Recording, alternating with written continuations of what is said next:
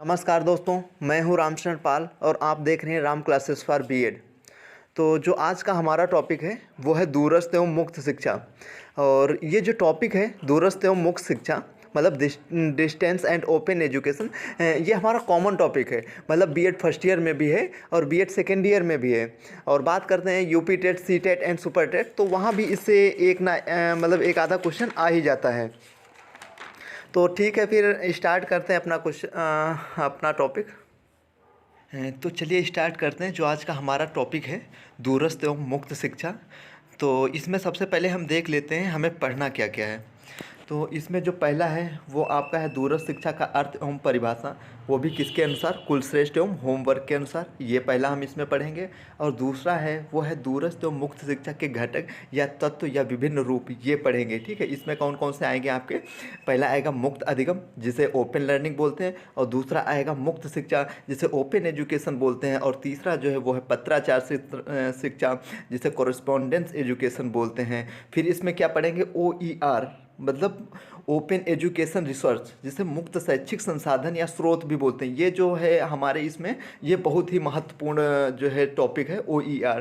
ठीक है, इसमें कंपटीशन से भी सवाल आता है, ऐसा नहीं यहाँ से रखता है, कोई ना कोई एक सवाल आ ही जाता है। और ये हम आपको बता दें, ये जो दूरस्थ एवं शिक्षा मुक्त शिक्षा चैप्टर है, टॉपिक है, ये BEd first year and BEd second year दोनों में कॉमन टॉपिक है, यहाँ से आता ही है। तो जो OER है मुक्त शैक्षिक संसाधन या स्रोत जिसे ओपन एजुकेशन रिसोर्स बोलते हैं, रिसोर्स, तो इसमें क्या क्या हम पढ़ेंगे। इसमें पहला आएगा आपका आंध्र प्रदेश मुक्त विश्वविद्यालय, ठीक है, की स्थापना, और दूसरा आएगा इंदिरा गांधी राष्ट्रीय मुक्त विश्वविद्यालय की स्थापना, और तीसरा जो है यशवंतराव चारवाड़ महाविद्यालय जो है महाराष्ट्र में है मुक्त विश्वविद्यालय, और जो चौथा है वो है उत्तर प्रदेश राजस्थान टंडन मुक्त विश्वविद्यालय इलाहाबाद में, और जो पांचवा है वो है राष्ट्रीय खुला विद्यालय दिल्ली 1979। तो और इसमें हमें क्या देखना है, इसमें फिर इसके बाद में पढ़ेंगे जो है मुक्त एवं दूरस्थ शिक्षा के कार्य, ठीक है, और फिर जो पांचवा पढ़ेंगे वो पढ़ेंगे मुक्त एवं दूरस्थ शिक्षा की सीमाएं, लिमिटेशंस। तो चलिए बढ़ते हैं आगे। तो पहला क्या है हमारा, दूरस्थ एवं मुक्त शिक्षा। तो इससे पहले हम इसमें आपको थोड़ा सा बता देते हैं दूरस्थ एवं मुक्त शिक्षा क्या है। तो जो दूरस्थ एवं मुक्त शिक्षा है, इसका जैसे कि नाम से ये स्पष्ट होता है कि जो है ऐसी शिक्षा जो दूर से दी जाने वाली शिक्षा हो, अर्थात मतलब दूरस्थ शिक्षा वह शिक्षा है जिसमें शिक्षा देने वाले और शिक्षा प्राप्त करने वाले के बीच दूरी बनी रहती है। किसमें, ये दूरस्थ शिक्षा में क्या होता है, जो मतलब अध्यापक होगा और जो मतलब विद्यार्थी होगा, इसके बीच दूरी बनी रहती है, ठीक है। और इसमें मतलब दूरस्थ शिक्षा मतलब क्या है, एक प्रकार से जो है शिक्षा के क्षेत्र में आंदोलन है, जिसका जो उद्देश्य क्या होता है वो होता है शिक्षा को सभी तक पहुंचाना, मतलब जो शिक्षा है उसे जन जन तक पहुंचाना, ये उसका जो है उद्देश्य है, ठीक है। और जो दूरस्थ शिक्षा में पाठ्यक्रम व प्रमाण पत्र जो है इसमें क्या होता है, निश्चित होता है, बाकी जो कुछ भी होता है वो अनिश्चित होता है। और फिर इसमें क्या होता है, जो इस शिक्षा में जो है शिक्षा प्राप्त करने वाले विद्यार्थी और शिक्षा प्रदान करने वाले जो शिक्षक होते हैं वो एक दूसरे से दूर रहते हैं, लेकिन शिक्षण अधिक्रम की जो प्रक्रिया होती है वह बिना किसी बाधा के निरंतर चलती रहती है। ये क्या था आपका दूरस्थ एवं मुक्त शिक्षा। तो अब चलो स्टार्ट करते हैं। हाँ, इसमें देखते हैं क्या है, मतलब दूरवर्ती शिक्षा, ठीक है, या मुक्त शिक्षा जिसे बोलते हैं, एक बहुउपयोगी आयाम है। इसके मतलब इसे अनेक नामों से जाना जाता है, जैसे मुक्त अधिगम या शिक्षा, मुक्त शिक्षा भी बोल सकते हैं, मुक्त अधिगम भी बोल सकते हैं, ठीक है। तो ओपन लर्निंग या एजुकेशन, और दूसरा है आपका पत्राचार शिक्षा, कॉरेस्पॉन्डेंस एजुकेशन, और इसे गृह विज्ञान हो गया, ठीक है, होम स्टडी, और जो है बाहरी अध्ययन एक्सटर्नल स्टडी, एवं परिसर से बाहरी अध्ययन, ठीक है, ऑफ कैंपस स्टडी, इन सभी नामों से जाना जाता है। लेकिन जो भारत में है तो भारत में इसे दूरस्थ शिक्षा तथा मुक्त शिक्षा के नाम से ही जाना जाता है। और जो कुछ विश्वविद्यालय हैं, ठीक है, उनमें क्या है, मुक्त विश्वविद्यालय जो है व्यवस्था भी कहा जाता है। तो अब देखते हैं इसकी परिभाषा। इसकी जो परिभाषा है वो कुलश्रेष्ठ के अनुसार, कुलश्रेष्ठ जी क्या बोलते हैं, दूरवर्ती शिक्षा व्यापक तथा अनौपचारिक शिक्षा की एक विधि है जिसमें दूर दूर स्थानों पर रहने वाले छात्र शैक्षिक तकनीकी द्वारा प्रायोजित विकल्पों में से किन्हीं निश्चित विकल्पों का प्रयोग करते हुए शिक्षा के उद्देश्यों की प्राप्ति करते हैं। ये क्या मार्शल जी के अनुसार ये परिभाषा है। दूरस्थ शिक्षा की या मुक्त शिक्षा की। क्या बोलते हैं कि दूरवर्ती शिक्षा एक व्यापक तथा अनौपचारिक शिक्षा की विधि है। ठीक है, अनौपचारिक शिक्षा, क्योंकि शिक्षा तीन प्रकार की होती है, एक औपचारिक, एक अनौपचारिक, एक निरौपचारिक होती है। तो ये क्या बोलते हैं, अनौपचारिक शिक्षा की एक विधि है, जिसमें जो है दूर दूर तक स्थानों पर रहने वाले छात्र शैक्षिक तकनीकी द्वारा प्रायोजित विकल्पों में से किन्हीं निश्चित विकल्पों का प्रयोग करते हुए शिक्षा के उद्देश्यों की प्राप्ति करते हैं। ऐसा जो है कुलश्रेष्ठ के अनुसार ये इनकी परिभाषा है। और दूसरा है होमवर्क। तो होमवर्क के अनुसार क्या है, होमवर्क जी बोलते हैं दूरवर्ती शिक्षा के अंतर्गत शिक्षा के विभिन्न स्तरों पर अध्ययन के विभिन्न प्रकार उन विद्यार्थियों के लिए जो शिक्षकों को निरंतर तथा शीघ्र निरीक्षण में कक्षाओं में नहीं होते हैं प्रयुक्त किए जाते हैं। मतलब इसमें जो है टीचर होता है और जो शिक्षक होता है और जो मतलब स्टूडेंट होता है उसके भी दूरी बनी रहती है ना। तो जो निरंतर तथा शीघ्र निरीक्षण में कक्षाओं में नहीं होते हैं प्रयुक्त किए जाते हैं, किंतु जो किसी भी प्रकार से शैक्षणिक संस्थाओं के नियोजन निर्देशन तथा शिक्षण में से कम लाभ नहीं करता है, कम लाभ प्रदान नहीं करता है।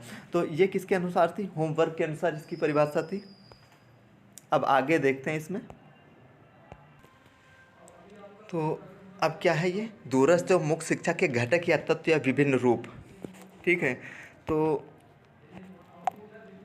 तो इसमें जो हमारा पहला है वो है मुक्त अधिगम। ठीक है, ओपन लर्निंग। ठीक है, और जो दूसरा है वो है मुक्त शिक्षा। अच्छा, ओपन जो है लर्निंग मतलब मुक्त शिक्षा क्या होता है, इसमें जो है पाठ्यक्रम तथा अधिगम के चयन का नियंत्रण में छात्रों को स्वतंत्र, चलो उससे हम आगे बताते हैं अभी।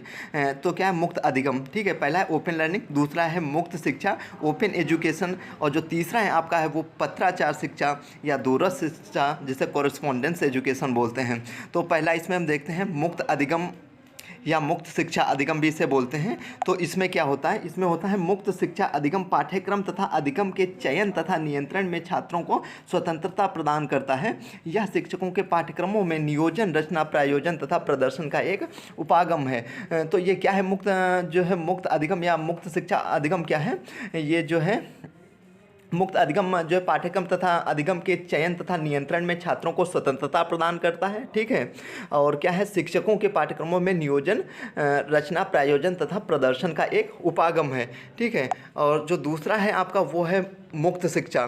ठीक है, ओपन एजुकेशन। ओपन एजुकेशन में क्या है, मुक्त शिक्षा एक ऐसी व्यवस्था है जो परंपरागत मान्यताओं के माध्यम से संचालित नहीं होती है। मतलब जो एक ये जो मुक्त शिक्षा है वह एक ऐसी मतलब व्यवस्था है जो परंपरागत मान्यताएं हैं उनके माध्यम से संचालित नहीं होती है। और फिर जब हम मतलब परंपरागत शिक्षाविद को जितना दूर रखते हैं तब शिक्षा उतनी ही मुक्तता को प्राप्त होती है। ये क्या था आपका मुक्त शिक्षा। और जो तीसरा है वो है हमारा पत्राचार शिक्षा। तो पत्राचार शिक्षा, कॉरेस्पॉन्डेंस एजुकेशन, तो ये क्या है, जो पत्राचार शिक्षा वह शिक्षा प्रणाली है जिसमें मुद्रित शिक्षा सामग्री को डाक के माध्यम से छात्र के पास प्रेषित मतलब होता है भेजना। ठीक है, जो है छात्र के पास उसे डाक के माध्यम से भेजा जाता है। इसे क्या बोलते हैं, पत्राचार शिक्षा। ठीक है, इसमें क्या होता है पाठ्यक्रम में प्रवेश पर प्लस परीक्षा प्रवेश जो है प्रक्रिया होती है वो बराबर क्या होती है, परंपरागत शिक्षण की तरह। ठीक है, जब मतलब छात्र का प्रवेश हो जाता है तब उसे अध्ययन सामग्री डाक के माध्यम से भेजी जाती है। अध्ययन अवधि पूर्ण होने के बाद छात्र को परंपरागत रूप से शिक्षा देनी होती है। इसमें दो मुख्य बातें होती हैं। इसमें वही पत्राचार शिक्षा मतलब डाक के द्वारा, डाक के माध्यम को बच्चे के लिए पढ़ने के लिए कापी किताबें उसके घर पहुँचाना, ये जो है पत्राचार शिक्षा में होता है। ठीक है, तो इसमें जो दो मुख्य बातें हैं वो कौन कौन से हैं, पहला है आपका शैक्षिक अध्ययन सामग्री को वितरित करने का माध्यम डाक होता है। मतलब डाक के माध्यम से जो शैक्षिक अध्ययन सामग्री जैसे किताबें, बुक्स वगैरह ये होती हैं, ये डाक के माध्यम से भेजी जाती हैं। और दूसरा है आपका वो अध्यापक एवं छात्र के मध्य आवश्यकता होने पर अंतःक्रियाओं को प्रभावी बनाने का प्रयास किया जा सकता है। ये क्या थे आपके, ये आपका था पत्राचार शिक्षा। ठीक है, तो अब जो है मुक्त शैक्षिक स्रोत या संसाधन OER मतलब ओपन एजुकेशन रिसर्च, ये सबसे महत्वपूर्ण क्वेश्चन है। मतलब सबसे महत्वपूर्ण यहाँ से तो आता ही है कुछ ना कुछ, तो इसे थोड़ा अच्छे से पढ़ेंगे। तो ओपन एजुकेशन रिसर्च मतलब रिसोर्स जो थे वो क्या है, इसका पहले हम पढ़ लेते हैं। जो इसका शब्द का प्रतिपादन हुआ था वो अमेरिका के कैलिफोर्निया में 2002 में हुआ था। ठीक है, ऐसे ही मतलब कभी कभी पेपर में पूछ लेता है जो मतलब मुक्त शैक्षिक स्रोत या संसाधन थे उसका जो है प्रतिपादन कहाँ हुए था, कई ऑप्शन दे देता है। तो कहाँ हुआ था, अमेरिका में, या किस सन में हुआ, तो 2002 में हुआ था। ठीक है, फिर क्या है, वैश्विक स्तर पर प्रथम OER सम्मेलन पेरिस और फ्रांस। ये भी क्वेश्चन आता है कि जो है वैश्विक स्तर पर प्रथम OER सम्मेलन कहाँ हुआ था। ठीक है, तो वो भी 4 ऑप्शन दे देता है, उसमें से आपको लगाना होगा। तो ये बात रही TET C TET super TET, उसमें भी आ जाता है। तो कब हुआ था, 1989 में। तो आगे इसमें देखते हैं, भारत में सन 1980 ईस्वी तक दूरस्थ शिक्षा पत्राचार शिक्षा के रूप में परंपरागत विश्वविद्यालयों से ही संबंध रही। मतलब 1980 तक थी वो दूरस्थ शिक्षा, मतलब पत्राचार शिक्षा के रूप में, मतलब दूरस्थ शिक्षा पत्राचार के रूप में परंपरागत विश्वविद्यालयों से ही संबंध रही। इसके बाद मतलब इसका नामकरण हुआ, उसे जो बदला गया उसे क्या कहा गया था, पत्राचार शिक्षा कहा गया था। इसके बाद जो है मतलब भारत में मुक्त विश्वविद्यालयों की स्थापना की गई जो निम्नलिखित हैं। इसमें यहाँ पे 5 जो है, मुझे लग रहा है 5 दिखा रहे हैं। हाँ, तो 5 इस समय मेरे सिलेबस में है। वैसे इस समय जो प्रेजेंट हैं, ठीक है, वो हैं 14। ठीक है, 14 हैं। ठीक है, 14 मुक्त विश्वविद्यालय हैं इस समय। तो पहला इसमें हमारा है वो आंध्र प्रदेश मुक्त विश्वविद्यालय की स्थापना। ठीक है, ये कब हुआ था, 1982 में। कहाँ, हैदराबाद में। तो इसमें क्या है, सन 1982 में हैदराबाद में देश का पहला मुक्त विश्वविद्यालय स्थापित किया गया था। कभी कभी ऐसे ही पूछ लेता है, मतलब जो क्वेश्चन में 4 ऑप्शन रख के कह देता है देश का जो पहला मुक्त विश्वविद्यालय था उसका नाम बताओ या कहाँ हुआ था, तो वो हैदराबाद में 1982 में हुआ था। ठीक है, अब इसका नाम जो है बदल दिया गया, इसे क्या कहा गया है, डॉक्टर अम्बेडकर विश्वविद्यालय हैदराबाद। ठीक है, जो दूसरा है आपका वो है इंदिरा गांधी राष्ट्रीय मुक्त विश्वविद्यालय। तो इसका जो था वो 20 सितंबर 1985 में हुआ था। ठीक है, इसे जो इंदिरा गांधी मतलब राष्ट्रीय मुक्त विश्वविद्यालय, इसे इग्नू बोलते हैं। ठीक है, ध्यान रखना, इग्नू।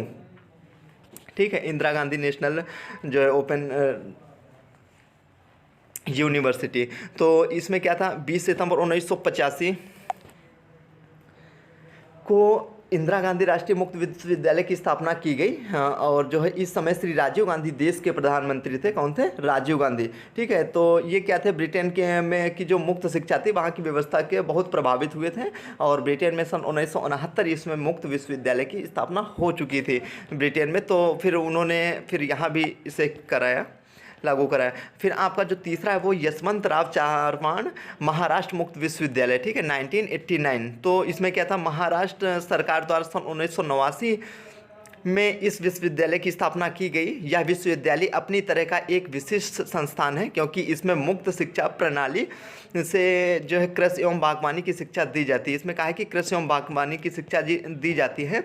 ये पाठ्यक्रम मुख्य रूप से 10 प्रकार के फलों तथा सब्जियों, खाद्यान्नों की फसलों से संबंधित होते हैं। ये फसलें हैं, कौन कौन सी फसलें थी, पहला है आपका अंगूर, दूसरा आम, कपास, मूंगफली, प्याज, उड़द, और ठीक है अरहर, फिर कौन सा, करडी, फिर है बेर, फिर अनार, और फिर गन्ना। ये जो फसलें थी इनसे जो है 10 प्रकार की ये इसमें थे। और चौथा है आपका वो है उत्तर प्रदेश राजर्षि टंडन मुक्त विश्वविद्यालय इलाहाबाद। ठीक है, 1999। ठीक है, तो इसमें क्या था, उत्तर प्रदेश सरकार द्वारा इसकी स्थापना 1999 में इलाहाबाद में की गई। इस विश्वविद्यालय में 15 अगस्त 1999 से औपचारिक रूप से कार्य करना आरंभ कर दिया गया है। मतलब इसका जो कार्य प्रारंभ हुआ तो वो हुआ तो 15 अगस्त 1999 से, उत्तर प्रदेश राजर्षि टंडन मुक्त विश्वविद्यालय इलाहाबाद 1999। और जो 5वां है आपका वो है राष्ट्रीय खुला विश्वविद्यालय और नेशनल ओपन स्कूल। ठीक है, तो ये दिल्ली में है, 1979 में हुआ था। तो इसमें क्या है, केंद्रीय माध्यमिक शिक्षा बोर्ड में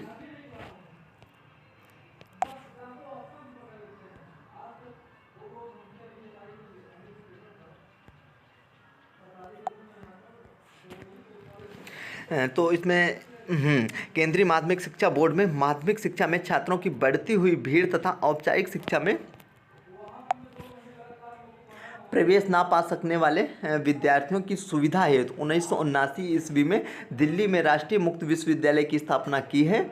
और जो है इस मुक्त विश्वविद्यालय में भी मुक्त विश्वविद्यालय जैसी पद्धति ही अपनाई जाती है।